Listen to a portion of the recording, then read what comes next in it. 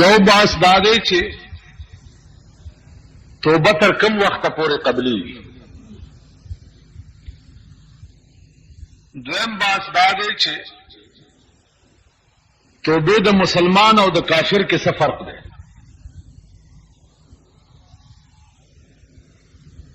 دریم باس دادے چې د مسلمان د پاره توبه کم وخت کې وستل پکار.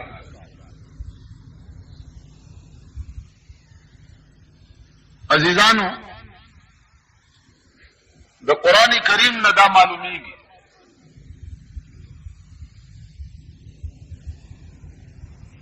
چې د مسلمان توبه چې دا په هغه وخت کې قبليږي چې سو پورې احوال د آخرت په د باندې منکشف شوي نه.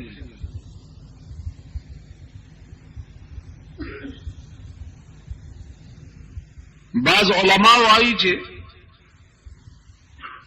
د مسلمان سره خصوصي مراعات دي د پروردگار عالم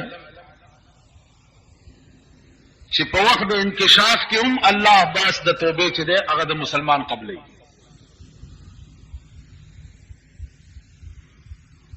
اوس ما تاسو ته درس کولو چې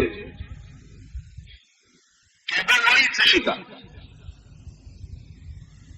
جناب رسول اللہ صلی اللہ علیہ وسلم فرمائی التوبۃ الندامہ.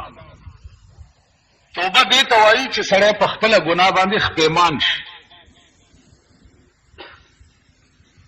ګناه دې وکړه او په ګناه باندې ګویا خپېمانه شوې، دې ته توبه وایي. په دې باندې ډېر دلایل دي د قرآن او د حدیث په رڼا کې. امام مسلم رحمت الله علیه یو ډېر لوی روایت نقل کړی دی چې یو سړی و هغه یو کم سل قتل کړي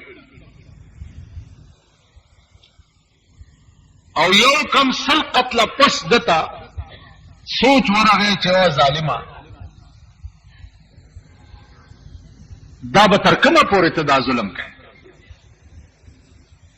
اراده وکړه چې توبه وباسه او چرته خلک پکار دی چې د هغې په لاس باندې زه د خپلې ګناه اعتراف وکړم او توبه وباسم. په لاره روان دی اوس یو شیخ په لاره مخې ته ورغلی دی ورته ویل حضرت زه خو یو کم سل قتله مې کړي دي او اوس توبه وباسم. شیخ ته منډه کړې ده ورته ظالمه ستا توبه کوم ځای کې قبلېږي، ورک شه مخې نه مې پناه شه. دې سړي ورته ووایي چې ښه ده نو دا یو پکې کم ولې دی بیا چې پوره سلې کمه. شیخ نه هم دا سټووالو مړې په لاره روان دی نو بیا اوس زړه کې وایي چې یا الله دا یو ظلم خو اوس بله به څه اهل الله ورته په مخه راغلي دي نیکان او بزرگان هغې ته اسلام علیک والیک کړی دی او دا خبره یې ورته کړې ده چې حضرت ما سل قتله کړي یا مې وشو او اوس مې دا نیت دی چې زه توبه وباسم. هغې ورته وویلې چې د الله رحم او کرم چې دی هغه ډېر وسیع دی او ستا توبه به بالکل خدای قبوله کړي. اوس دې مقام باندې یو سوال دا واردېږي چې قتل چې دی دا حق العبد دی نو پردی حق چې دی هغه خو خدای نه معاف کوي چې تر څو پورې هغه سړي ورته په خپله معافي نه کوي.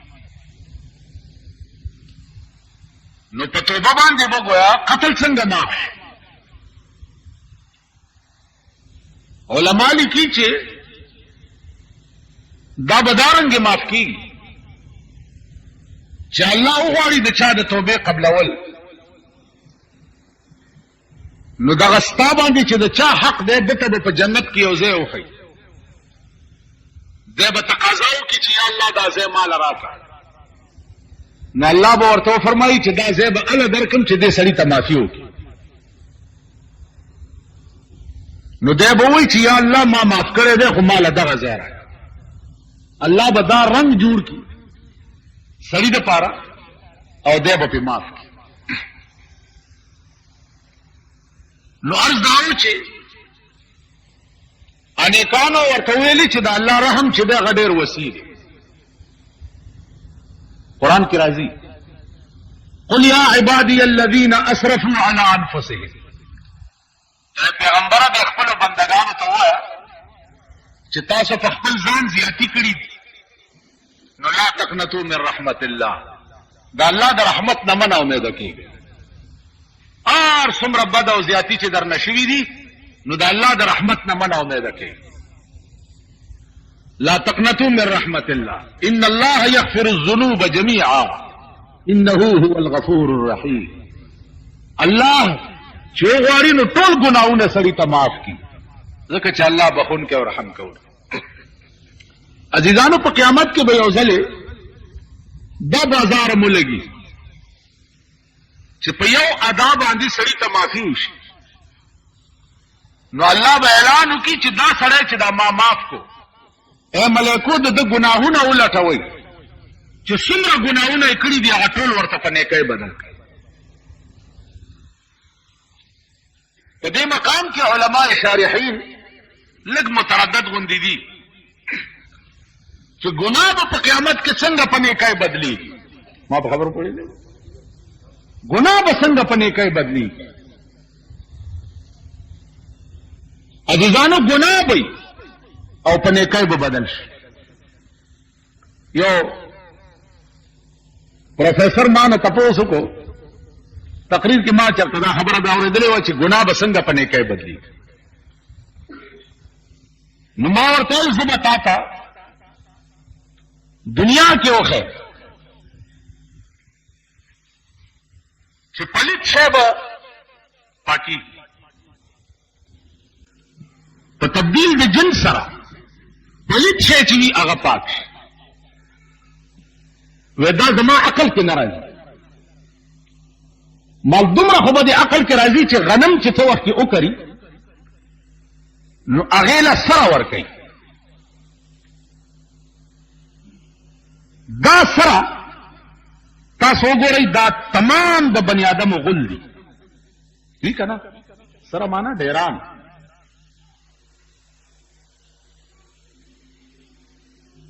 دا سره غل دي او دا غل چې دی هغه غنمو له ورکي، نو دا سره چې د خاورې سره مکس شي نو د دې سره اجزا هم د دې غنمو په بوټي کې ننوځي او د هغه سره په برکت د غنم بوټی ترقي کوي.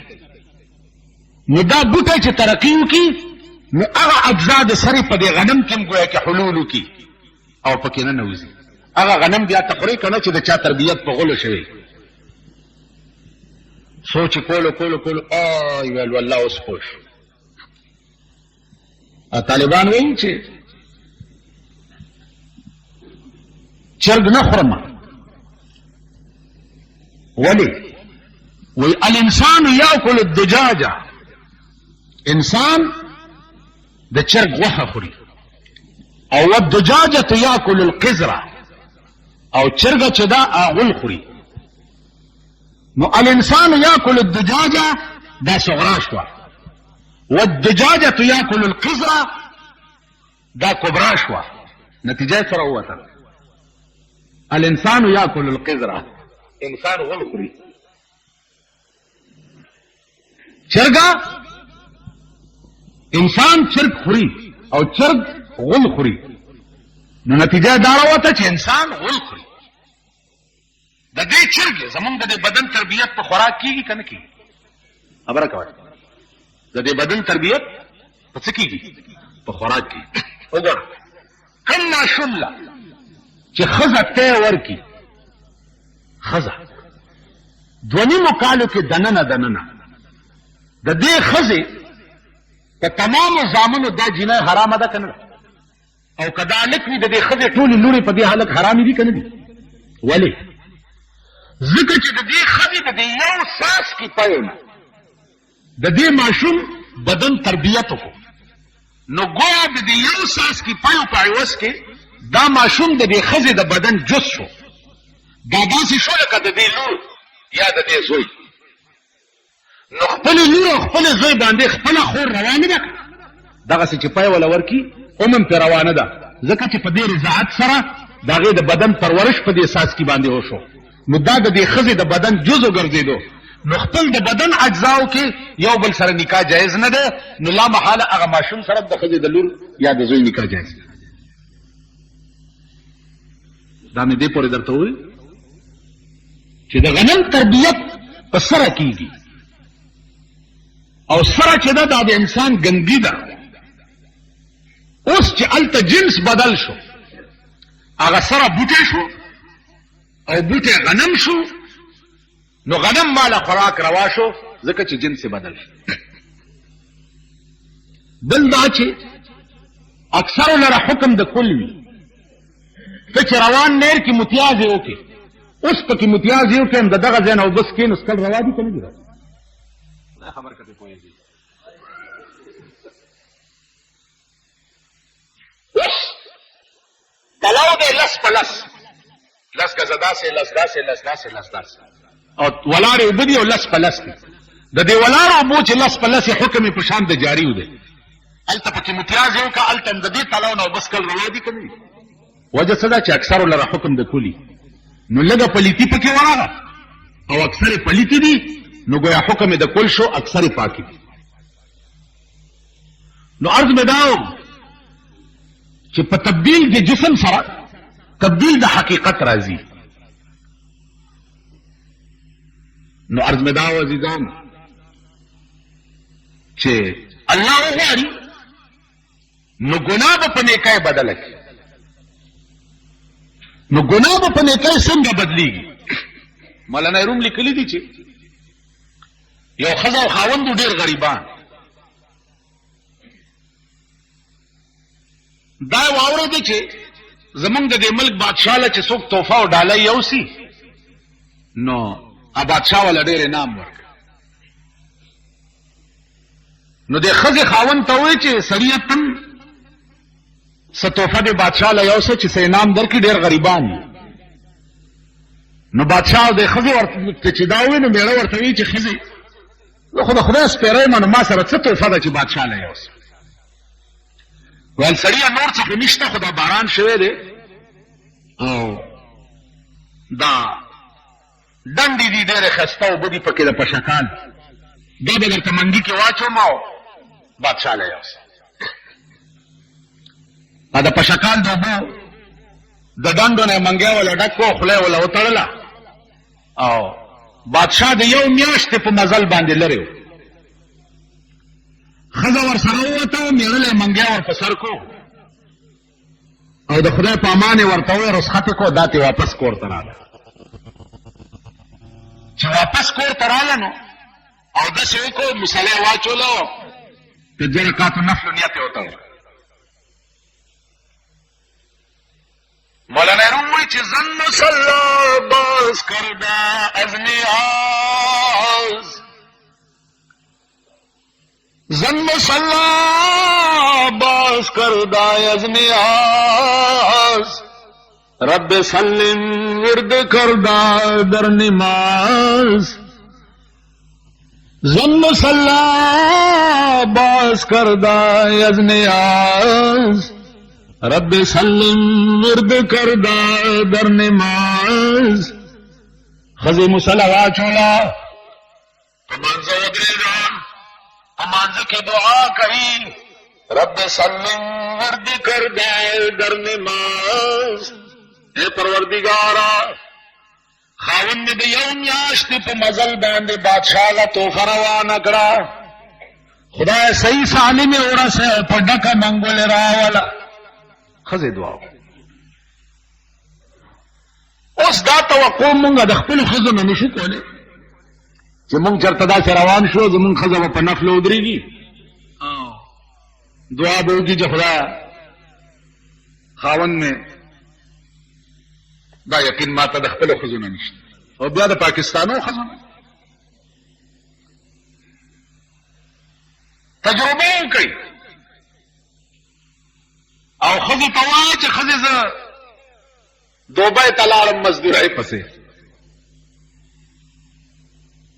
ته تې وځه یو 10 منټه بعد بیا کور ته راشه دا ښځه دې وګوره چې په ګډېدو به یې او که په مانځه به ناست دی دا څه ملک دی دا ملک دی په دې ملک کې تصور مه کوه چې یا به سړی چېرته د انسان په شکل وګوري او یا به ښځه چېرته د انسان په شکل وګوري دا تصور مه کوه دا دومره شرمېدلی او لچر او بې حیا ملک شو چې الله دې امان راکړي وختي چا راته یو چټ راوړی اخبار پیس یو سړي بیان ورکړی دی چې سوشلیزم زما ایمان دی او سوشلیزم زما دین دی نو ما هغه سړي ته وویل چې خبره دا ده چې دا ګناه د دې سړي نه ده دا ګناه په ملک کې د ملک د حکومت ته او د ملک د قانون ګناه ده که په دې ملک چېرته د سړي د زوی حکومت وی او د انسان د بچو حکومت وی او د ملک حکمران طبقه کې انسانیت وی نو زه به د ملک سربراه یم او زما ملک کې زما د ملک اخبار به د کفر بیان څنګه ورکړي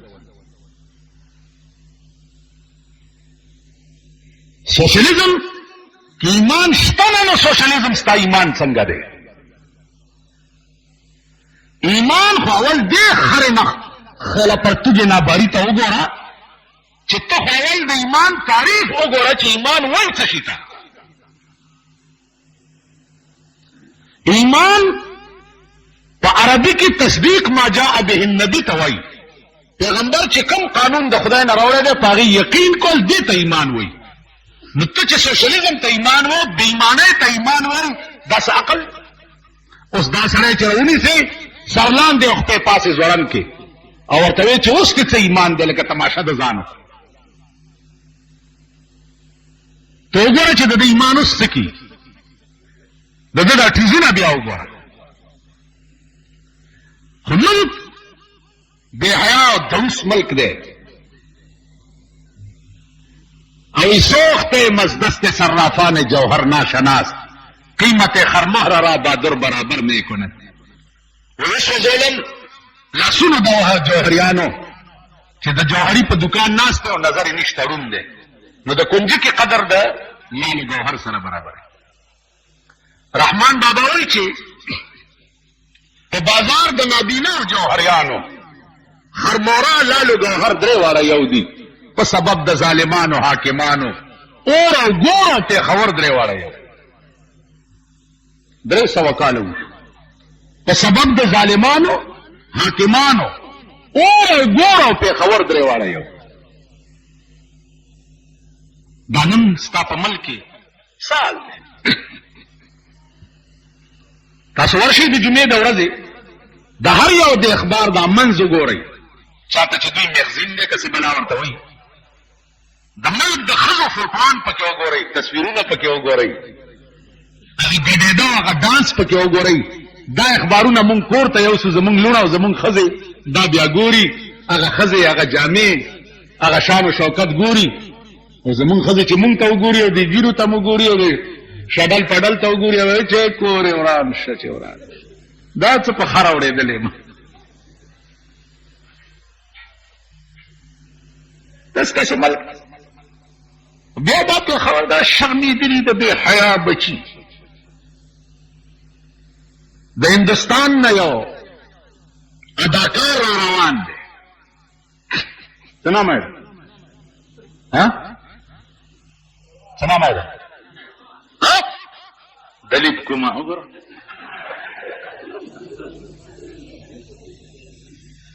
دا وګوره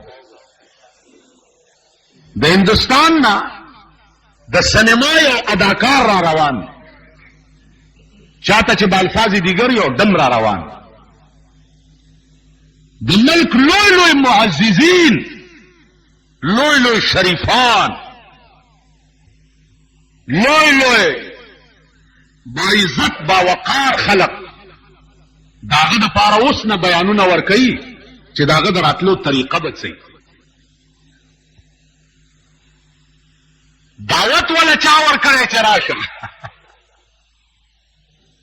دا به چېرته په اخبار کې نه اورېدلي چې د کعبې امام ته د پاکستان حکومت دعوت ورکړی چې راشه. لیدلی دي ای چې راځي په خپله راځي. د هندوستان یو اداکار ته ستا د پاکستان حکومت دعوت ورکړی چې راشه، نو په ده چې کومې پیسې به راټولوي وایي هغه پیسې به مونږ په یتیمخانه کې لګوي. بیا تاسو به وګورئ په صوبه طرف کې چې هغه کتوله به څومره ښځې ځي او د هغه کتوله به څومره سړي ځي. وایه دا شرمېدلي دي که نه دي؟ دي ته دا مه وایه خدای دې طوفان نوح په دې راولي چې تباه و برباد شي. دې نه بعد دې خلقونه دا توقع کوي چې دا به چېرته د سړي زامن شي یا دا به انسانیت زده کړي چې د کوم قوم مزاج دای، د کوم قوم عقل دای، فهم دای، چې د هغه ټول اجزا دم ته په لارې هوارولو باندې صرف کېږي. هغه هم څه قوم یا هم څه خلک. خدای چې څه کوي ډېر ښه کوي. هغه چې څه کوي مونږ سره چې څه کېږي ډېر ښه کېږي. مونږ کې ځای دی، مونږ د دې اهل که په بمونو الوزو که راکټ را باندې راغورځېږي که یو بل اړو سره په تاسو د بني اسرائیلو عذاب نه دی نازل. فقتلوا انفسکم. بني اسرائیلو ته به وویلی شو چې توبه به هم هله قبلېږي چې تاسو خپلو کې یو بل مړ کړئ. نن موږ خپلو کې یو بل وجنو که نه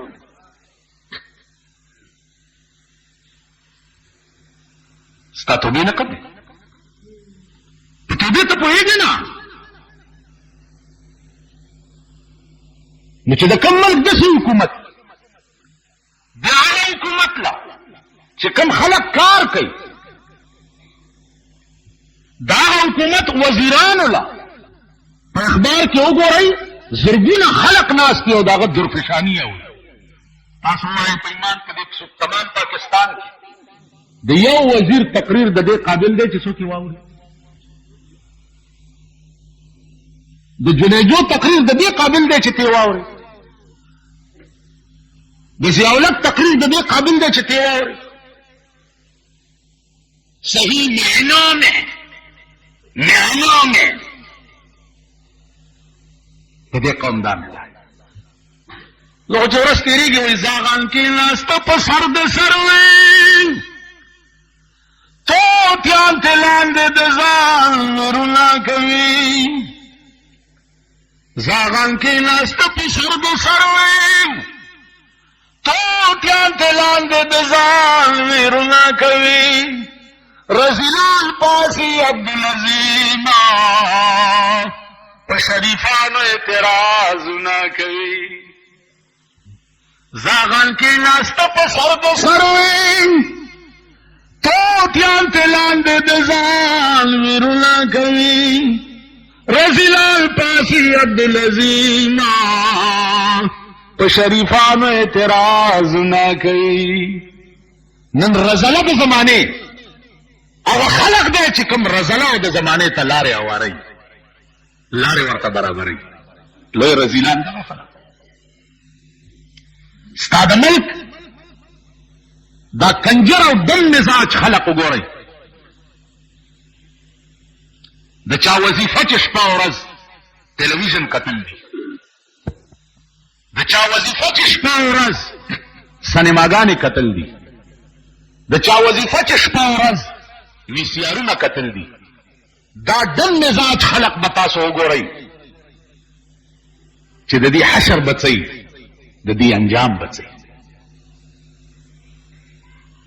قیامت کې به یو ډله داسې وي چې د قبر نه راپاسي نو د اخپې به نه او لاسونه به هم نه او په سترګو به مړوند دي په غوږونو به هم کوڼ وي یو ګلوله غوندې به داسې رغړي او شام ته به روان وي الله ته د حساب دپاره. یا ربه دا کم خلق دی و به دا هغه خلق دی چې په دې خپو به کنجرتوب او ډمتوب پسې ګرځېده په دې سترګو به ډمتوب کتلو په دې غوږونو به ډمتوب اورېدو دا هغه خلق. حدیث کې راځي لا يجتمع امتي على الضلاله فان اجتمعت امتي على الضلاله فانا بريء منهم وهم بريئون مني. زما امت ته په هغه ځای کې نه جمع کیږي چې کوم ځای گمراهي کیږي.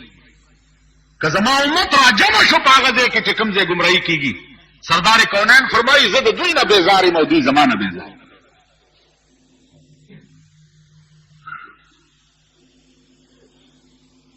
داسې خلق دی د دوی ودونه وګوره د جنۍ پلار جواب را لیږي د هلک کور ته او مور کچنی جواب را لیږي چې زما د لور جنګ چې راولی که بینډ پکې نه نو ډولۍ به نه در کوم. دا د جنۍ مور تخدمه وي. اندازه وکړه چې د جنۍ مور تقاضا کوي چې راځئ په ډمتوب به راځئ نو د هلک مور خو غریبه ګرمه نه ده بیا پکې دا د شاخی تاخی زامن چې دي دا تماچکولی پیدا کړي او ټوپکې اوس کلاشنکوف زمانه ده په پردي واده کې ایک کور دی وران شه چې وران پیسې خدای هلاک کا د سړیتوب په ځای کې خو بهانه ورنه کړي د مور واده دی که د خور واده دی چې کلاشنکوف دې پکې وچلولې نو دا خدای تباه کړی قوم دی. انشاءالله حشر به ګورې انجام به ګورې چې د دوی حشر بدایي چې دوی به په قیامت کې د سپو په صف کې ولاړي د کنجرانو د ډمانو د رزیلانو په صف کې به ولاړي د دې خلقو انجام به ګورې. تاسو وګورئ دوی ته مرګ الله د سړیتوب نه نصیب کوي. سړیتوب په ځای کې دوی نه مړ کړي چې ګورې د سپي په شان مردار پروت دي مرګ ورته الله د سپو نصیب کوي. د هغې وجه دا ده چې د دوی ارادې او ټول عزایم چې دي هغه مفسد دي پلیت او مردار. زما عزیزانو تمه مه کوئ د دې خبرې دا ښه مرګ توفیق د توبې الله هغه قوم ته نصیب کوي چې د هغې ارادې پاکې وي ارادې ښې د چا ارادې پلیتې او مردارې وي هغې ته خدای توفیق نه ورکړي. هغه بزرګانو چې دې سړي ورته وایي چې اوس مې اراده د توبې وکړه ولی هغه مخامخ د نیکانو کلی دی دې ته ورشه پاک خلق پکې اوسېږي هلته به توبه وباسي خدای به یې قبوله چې دی روان شو لاره کې وله مرګ راغی او ساتې قبض شو سا چې ترې وته نو ده دا سینه د هغه نیکانو د کلي طرف ته کړه چې خدایه ته پرې پوهې چې ما خو اراده د توبې کړې وه اوس مخکې ته پوهېږه او ستا کار چې ساتې ووته د رحمت او د غضب ملایکې وله رالې د غضب ملایکو وی چې روح وړو سجین ته سل قتل یې کړي د رحمت ملایکو وی د اراده یې د توبې کړې وه مونږ روح علیین ته وړو د دواړه قسمه ملایکو پې جګړه شوه چې پې جګړه شوه الله ثالثي وکړه منځ کې چې جګړه مه کوئ دا سړی وګورئ چې د کوم ځای نه را روان دی د قتلونو ځای تر هغه ځای هم لار ناپ کوي او چې کوم ځای ته روان دی تر دغه ځای هم لار ناپ کوي. که د نیکانو کلي ته نږدې وي نو د رحمت ملایکې دې یوسي او که د قتل ځای ته نږدې وي نو د غضب ملایکې دې یوسي. ملایکو ناپ شروع کړو او الله د هغه نیکانو کلی یو لیشت ورته را نږدې کړو ثابت کلی را نږدې کړو چې را نږدې کړو نو د ده لاس چې د نیکانو کلي ته نږدې و نو د رحمت ملایکو ګټله او د غضب ملایکو بایلله روح یې هغې واخیستو علیین ته یو خالي په اراده د توبه به لیکن چې صداقت سره وي په رښتیا سره وي داسې نه لکه قرآن ویلی دي چې इन الذين كفروا ثم آمنوا ثم كفروا ثم آمنوا ثم كفروا. ایمان راوړي بیا کافر شي، بیا ایمان راوړي بیا کافر شي. نو دغه خلق ته خدای وایي چې خدا سمېږي خو نه، خو ټیک شي. کله ټیک کېږي فمن يكفر بعد منكم فإني أعذبه عذابا لا أعذبه أحدا من العالمين.